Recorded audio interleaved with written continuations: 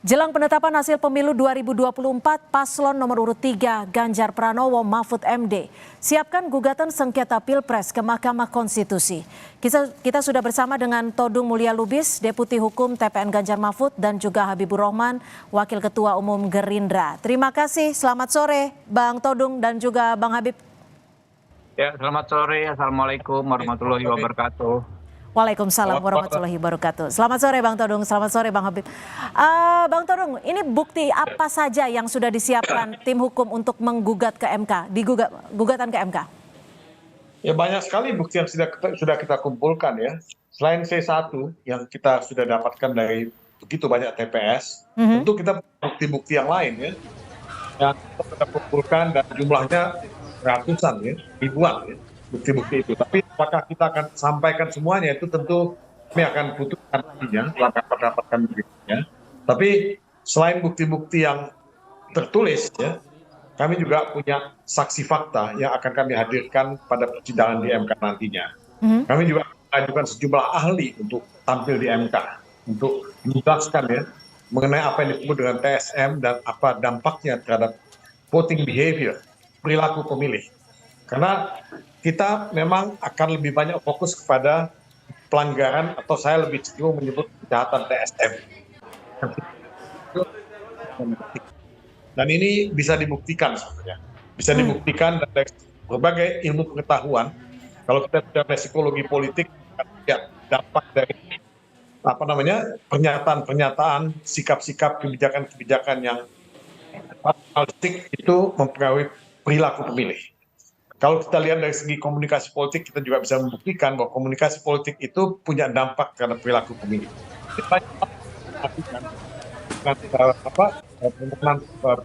Kita ke Mahkamah Konstitusi nantinya, dan saya harap Mahkamah Konstitusi terutama hakim-hakimnya bisa melihat kasus ini dengan lebih jernih, ya, tidak dengan semata-mata perhitungan angka, ya, perolehan suara. Menurut saya tidak akan menyelesaikan persoalan. Oke, Bang Todung, ada bukti tertulis, saksi fakta dan ahli. Untuk saksi faktanya dikabarkan ada seorang Kapolda. Siapa ini? Ya, saya tidak mau menyebutkan namanya lebih dulu, tapi kita sedang mendiskusikan itu secara internal ya, bagaimana kita akan menampilkan semua saksi-saksi dan ahli yang akan kita ajukan nanti. Artinya Kapolda aktif? Tunggu aja sampai sidang di MK nanti. Tunggu saja sampai sidang di MK. Baik, saya ke Bang Habib. Bang Habib, akankah melakukan persiapan khusus untuk menghadapi gugatan ke MK ini? Ya, kita sudah sangat siap ya, walaupun nggak perlu persiapan yang khusus-khusus amat, tapi kita memang siap. Konsekuensi kita menang tentu pihak yang nanti merasa dikalahkan, merasa kalah, tentu akan mengajukan upaya hukum ini. Ini adalah upaya konstitusi, ya. Teman-teman diajukan, dan kami akan hadir sebagai pihak terkait. Tapi kalau kita bicara soal TSM, ada dua hal besar yang menurut saya perlu kita garis bawahi. Pertama, ya, sejak diundangkannya Undang-Undang Nomor 7 Tahun 2017, jelas rezim TSM itu ya menjadi objek dari Bawaslu. Lalu praktek terhadap apa yang diatur di Undang-Undang 7 tahun 2017 adalah sengketa Pilpres tahun 2019, di mana waktu itu kami sebagai pihak pemohon ya, kami juga mengajukan argumentasi yang sama seperti kurang lebih disampaikan rekan-rekan saat ini, dan itu ditolak. Jadi kalau kita melihat undang-undang itu, satu aturan tertulisnya, yang kedua prakteknya. Aturan tertulisnya itu Undang-Undang Nomor 7 Tahun 2017, yang kedua praktek terhadap aturan itu yaitu PHPU Pilpres tahun 2019. Dua-duanya ya menegaskan bahwa kalau TSM itu ada rezim pengaturannya dan penindakannya sudah dialihkan ke Bawaslu. Jadi berbeda kita bicara TSM ya saat ini dengan TSM sebelum diundangkannya undang-undang tersebut. Seperti yang terjadi di pilkada-pilkada yang pernah disebutkan oleh Prof. Mahfud. Nah, kemudian kalau kita bicara soal TSM, kami juga percaya diri bahwa justru sebaliknya, kami ini sebenarnya ya adalah korban dari kecurangan yang TSM, walaupun kami menang, ya. Walaupun kami menang, karena dari kasus-kasus yang sudah terbukti banyak sekali mengarah bahwa memang TSM, mulai dari kasus PJ Bupati Sorong, ya, kemudian kasus kepala-kepala daerah Oke. yang dinyatakan oleh Bawaslu memang sudah melanggar. Lalu kasus-kasus kementerian-kementerian yang digunakan untuk pemenangan paslon di luar paslon kami. Jadi apakah secara prosedural, ya, apakah secara substansi, Baik. kami insya Allah percaya diri menghadapinya. Oke, Bang Todung, ini ada dugaan kecurangan terstruktur, sistematif, dan juga masif. Apa yang unsur-unsur apa saja yang nanti akan dikuatkan dalam gugatan tersebut? Kalau kita melihat Undang-Undang Nomor 7 Tahun 2017, itu penafsiran TSM itu sangat sempit, hanya money politik. Tapi kan persoalan sengketa pilpres, ya, yang kita jadikan sebagai bahan untuk debat hari ini, itu persoalan yang sangat prinsipil. Kita mesti membaca pasal 22E Undang-Undang Dasar 45 yang mengharuskan pemilihan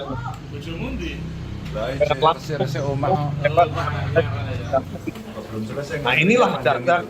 Nah, Mahkamah Konstitusi didesain untuk menyelesaikan Kalau tidak terdengar, Mbak. Iya, iya. semata-mata. Bang Todung, mohon maaf, ini audionya agak terganggu. Audio siapa nih? Audio Bang Todung kurang jelas. Kurang jelas. Ya, sekarang sudah jelas. Silakan dilanjutkan. Oke. Nah, saya mengatakan bahwa kalau kita melihat TSM itu semata-mata hanya dari Undang-Undang Nomor 7 Tahun 2017, itu sangat sempit dan itu tidak merefleksikan original intent, ya, dari pembuat Undang-Undang Dasar 45. Setiap sengketa pilpres yang diajukan ke MK itu didasarkan pada apa? Pada pasal 22E Undang-Undang Dasar 45 yang mengharuskan pemilihan umum itu dilakukan dengan jujur, adil, langsung, umum, dan bebas rahasia. Nah, disinilah inti dari persoalan yang kita hadapi. Nah, kita tidak mau itu hanya sebatas, ya, money politics. Kita tidak mau sengketa itu hanya soal perolehan suara. Jadi perolehan suara yang kita dapat, ya, pada tanggal 14 Februari, ya, ketika rakyat pemilih itu datang berbondong-bondong ke TPS, itu kan semua ditentukan oleh apa yang terjadi pada sebelum pencoblosan itu. Apakah itu pada masa kampanye, ya, mungkin juga jauh sebelum masa kampanye, itu sudah bisa dibuktikan. Nah, jadi ya ini yang sebetulnya menjadi tantangan MK untuk betul-betul melihat secara jernih di mana esensi, ya, dari sengketa pilpres yang sedang kita hadapi ini. Oke. Jadi ya jangan disempitkan. Oke, Bang Todung, ini kan juga disebutkan bahwa dugaannya adalah mobilisasi massa. Nanti yang akan dibuktikan dalam MK seperti apa? Nah, sebetulnya sih mobilisasi massa kan bisa kelihatan, ya, dan Anda juga bisa melihat bagaimana pembagian bansos itu dilakukan. Nah, ini semua, ya, sudah diberitakan di media. Bagaimana intimidasi itu bisa dilakukan terhadap kepala desa. Nah, kita mendapatkan banyak sekali keterangan dan informasi. Saya ketemu dengan beberapa pihak kepala desa di daerah yang kita minta untuk menjadi saksi, tapi mereka semua, ya, dihadapkan pada ketakutan untuk bisa bersaksi, ketakutan untuk memberikan keterangan, ketakutan nama mereka sendiri mereka tidak mau disebutkan. Nah, inilah iklim yang kita sedang hadapi sekarang ini. Nah, kalau kita ingin mengungkapkan kebenaran konstitusional, saya ingin menggunakan kata itu, kebenaran konstitusional, kita butuh keberanian dari semua pihak, baik itu saksi, baik itu ahli maupun hakim Mahkamah Konstitusi. Oke, Bang Habib, untuk menjawab ini ada pembagian bansos, dugaan intimidasi. Apakah ini juga sudah disiapkan oleh tim Anda? Atau Ya, mungkin akan melakukan pembuktian terbalik? Bukan, nggak ada kaitannya pembuktian terbalik, Mbak. Jadi gini, saya bilang tadi, kalau kita bicara TSM, justru kami punya dasar kuat, punya bukti kuat, punya saksi banyak sekali bahwa kami adalah korban kecurangan TSM yang merugikan kami. Jadi artinya pelakunya baik paslon 1 maupun paslon 3. Nah, itu nanti akan kami buka juga di persidangan Mahkamah Konstitusi, ya. Kita soal adanya institusi-institusi tertentu, kementerian-kementerian, kepala-kepala daerah, PJ kepala daerah, yang memang secara terstruktur, sistematis, dan terjadi masif digunakan untuk kemenangan mereka. Nah, nanti kan kita bisa lihat Pak Todung tentu punya dalil, kami punya dalil, kan harus berdasarkan bukti. Nah, tapi kalau soal kewenangan konstitusional Mahkamah Konstitusi, menurut saya itu kan sudah kita sepakati bersama. Undang-undang tidak bisa diabaikan oleh siapapun karena undang-undang itulah bentuk kesepakatan kita semua. Undang-Undang Nomor 7 Tahun 2017 menurut saya undang-undang pemilu yang paling sempurna yang pernah ada karena dia mengakomodir, dia mengatur, ya, semua hal ihwal terkait pemilu sampai sedetail-detailnya, sampai undang-undang ini menjadi salah satu undang-undang yang pasalnya terbanyak dan undang-undang yang tertebal karena hal detail pun diatur di situ. Jadi apa yang kita risaukan, apa yang kita cemaskan, apa yang kita persoalkan, apa yang kita gugat sebenarnya bisa dilakukan sejak jauh hari ya. Oke. Pada saat pemilu ini berjalan. Jadi bunyi TSM ini ya kan ya yang kami dapat baru setelah penghitungan suara ya, setelah quick count dinyatakan ada yang kalah lalu mulai bunyi TSM. Padahal ya berbagai sengketa kan bisa diselesaikan sebelumnya. Misalnya macam-macam di buku keempat Undang-Undang Pemilu ya, itu satu buku sendiri mengatur soal mekanisme bagaimana merespon berbagai bentuk kecurangan. Ada mulai sengketa administrasi ya, pelanggaran administrasi, ada sengketa proses, ada PHPU dan semuanya punya turunan-turunannya. Dan kalau kami ya sebagian besar kami tempuh dan sudah memiliki kekuatan hukum. Nah, sehingga sekarang kalau ada teman-teman mempersoalkan banyak hal, mulai dari soal kewenangan Mahkamah Konstitusi, kami juga punya ya banyak sekali ahli ya yang akan menyatakan penguatan argumentasi bahwa memang Mahkamah Konstitusi itu punya kewenangan yang memang khusus ya, yaitu mengadili perkara yang bisa berpengaruh terhadap hasil pemilihan. Nah ini sehingga kesepakatan-kesepakatan konstitusional kita menurut kami ya haruslah kita sama-sama hormati. Baik, Bang Todung, ini justru Bang Habib menyebut sebagai korban. Bagaimana Anda melihatnya ini? Apakah juga tim Ganjar Mahfud akan melakukan pembuktian terkait dengan dugaan manipulasi suara? Tapi dijawab setelah jeda, tetap bersama kami di Kompas Petang. Terima kasih Anda masih di Kompas Petang. TPN Ganjar Mahfud siap gugat kecurangan pemilu di MK. Dan kita masih bersama Bang Todung dan juga Bang Habib. Saya akan kembali ke Bang Todung. Bang Todung, ini kan tim IT Ganjar Mahfud menemukan adanya algoritma yang menahan sekitar 17%. Ini apakah nanti akan dibuka juga nanti dalam gugatan, dan apakah juga nanti meminta KPU untuk membuka data secara belak-belakan? Ya itu salah satu tentunya algoritma yang bermain ya, yang membuat angka Ganjar Mahfud itu stuck ya pada 17%. Itu aneh ya. Saya sangat sulit untuk memahami logika algoritma seperti ini. Tapi itu terjadi karena itu bisa di-setel dan ini yang harus diungkapkan di sidang di Mahkamah Konstitusi. Nah, yang saya ingin katakan dalam kaitan ini adalah TSM. TSM yang memang tadi dikatakan oleh Saudara Habib diatur dalam Undang-Undang Nomor 7 tahun 2017. Memang itu undang-undang sangat banyak pasal-pasalnya, tapi kan tidak berarti bahwa undang-undang yang pasalnya banyak itu undang-undang yang lengkap dan yang baik ya. Banyak hal-hal yang tidak diatur, ada kekosongan hukum dalam Undang-Undang Nomor 7 tahun 2017. Karena kalau kita baca Undang-Undang Nomor 7 tahun 2017 itu, yang namanya TSM itu hanya money politics ya. Yang lain itu tidak masuk money politics sebetulnya. Nah, kedua, itu jadi domainnya Bawaslu. Nah, kalau kita baca pasal 22E Undang-Undang Dasar 45, itu tidak mungkin yang namanya TSM itu hanya menjadi domain dari Bawaslu. Itu bisa menjadi domain dari Mahkamah Konstitusi. Nah, disinilah desain konstitusional dari penyelesaian sengketa Pilpres mesti dikembalikan kepada maksud pembuat undang-undang dan fungsi dari Mahkamah Konstitusi itu sendiri. Kalau tidak akan mendapatkan kebenaran yang konstitusional oleh pemilu ini. Nah, ini yang menurut saya mesti difahami, dan hakim-hakim MK mesti berani keluar dari ya perangkap yang ada pada mereka sekarang ini. Kalau tidak, kita akan dihadapkan pada ketidakadilan konstitusional. Ini yang akan terjadi nanti. Saya ke Bang Habib. Bang Habib, ini kan di Ganjar Mahfud ini juga ada sosok Mahfud MD yang juga mantan ketua MK, yang memang diduga juga sudah mengetahui bukti-bukti apa saja yang memiliki nilai yang kuat. Bagaimana Anda akan menghadapi sosok beliau ini? Ya, kita tahu ya Pak Mahfud pernah mempraktekkan ya TSM ini di Mahkamah Konstitusi, tapi yang Pak Mahfud sebut, yang Pak Mahfud rujuk itu adalah TSM era sebelum Undang-Undang Nomor 7 tahun 2017. Ketika waktu itu belum ada aturan detail memang ya, ada semacam pending ya di Pilkada Kota Waringin Barat kalau nggak salah, mulainya kan dari situ. Tetapi itu semua sudah diatur secara jelas ketika undang-undang itu diundangkan, Undang-Undang Nomor 7 tahun 2017 ya. Nah, soal argumentasi abang saya Todung Mulya Lubis, bagaimana MK mengacu ke konstitusi seolah-olah mengabaikan undang-undang, itu sebenarnya argumentasi yang sama yang kami sampaikan ketika 2014 dan terutama 2019 sebagai pemohon. Waktu itu ingat ya, kami mengatakan MK jangan hanya menjadi mahkamah kalkulator, tetapi salah satu pertimbangan hukum yang penting digarisbawahi ya yang di perkara nomor 1 tahun 2019 adalah tidak bisa uji materi dan sengketa PHPU diajukan sekaligus dalam satu berkas. Artinya kan kalau kita ingin mengabaikan ketentuan Undang-Undang nomor 7 tahun 2017, itu kan ranahnya uji materi. Sementara kalau kita mempersoalkan hasil pemilu itu adalah PHPU, perselisihan hasil pemilihan umum.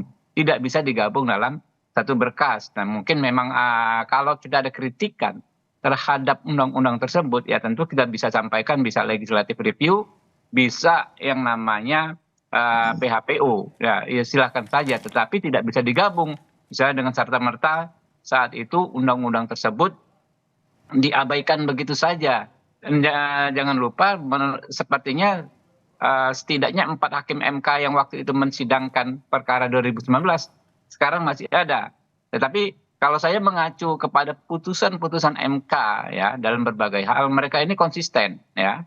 Beda dengan putusan di pengadilan lain lah yang kadang-kadang tidak konsisten. Mereka ini jauh lebih konsisten. Apalagi perkara PHPU Pilpres itu kan hitungan jari. Tiap 5 tahun hanya ada satu gitu kan. Jadi menurut Anda sosok Mahfud tidak begitu menguntungkan bagi TPN kah atau ya dianggap normal saja? Yang sudah dipahami dan disampaikan Pak Mahfud itu TSM yang out of date istilahnya gitu loh. Karena setelah 2017 ya kita TSM itu ketat sekali itu kita kanalisasi ke Bawaslu dan lalu diuji ya bagaimana pengaturan itu diuji dalam penerapannya itu PHP 1 tahun 2019 ya. Nah, kalau soal kemudian algoritma dan lain sebagainya secara ilmiah saya sangat percaya yang namanya quick count ya.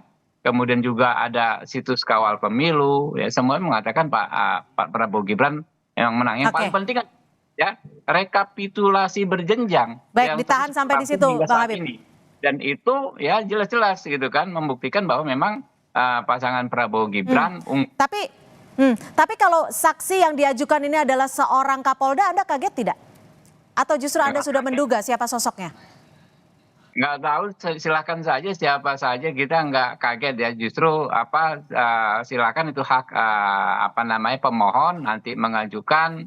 Kami juga sudah punya banyak sekali daftar saksi dan ahli yang akan kami ajukan. Itu biasa-biasa saja. Kita sudah beberapa kali bersidang PHPU Pilpres di Mahkamah Konstitusi. Baik, Bang Todung, kalau kita bicara soal gugatan ke MK, ini kan pasti beyond reasonable doubt gitu ya. Apakah sosok Kapolda ini yang akan menjadi kuncian Anda atau ada hal-hal lain yang saat ini mungkin masih dirahasiakan? Anda bicara mengenai pembuktian ya yang ada di MK. Nah, kalau pembuktian itu berdasarkan apa yang disebut ya pembuktian pidana yang beyond any reasonable doubt ya, itu tidak akan jalan ya. Karena menurut saya dalam sistem peradilan konstitusional dimanapun yang dianut itu bukan sistem pembuktian pidana ya, balance of probability ya. Ini sistem pembuktian yang lebih longgar dalam perdata. Nah, ini yang harus dipelajari oleh semua kita ya, semua pihak ya, termasuk hakim MK. Karena menurut saya mencari kebenaran konstitusional itu satu tantangan yang tidak mudah. Karena itu saya meminta dikembalikan kepada fungsi konstitusional dari MK itu sendiri, menjaga konstitusi. Persoalan pemilihan umum, persoalan algoritma, persoalan yang lain-lain itu bagian kecil dari seluruh esensi ya perselisihan pilpres ya, yang merupakan isu konstitusional. Dan oleh sebab itu saya kembali mengajak untuk melihat pasal 22E. Tidak bisa tidak.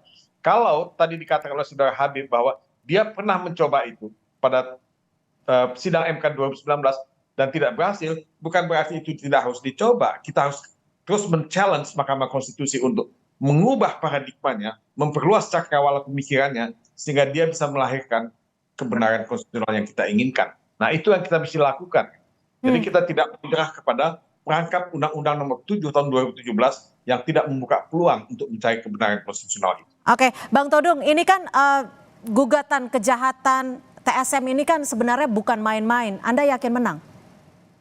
Wah, saya senang Anda mengatakan menyebut istilah kejahatan TSM, ya. Sebab selama ini yang dikatakan pelanggaran TSM.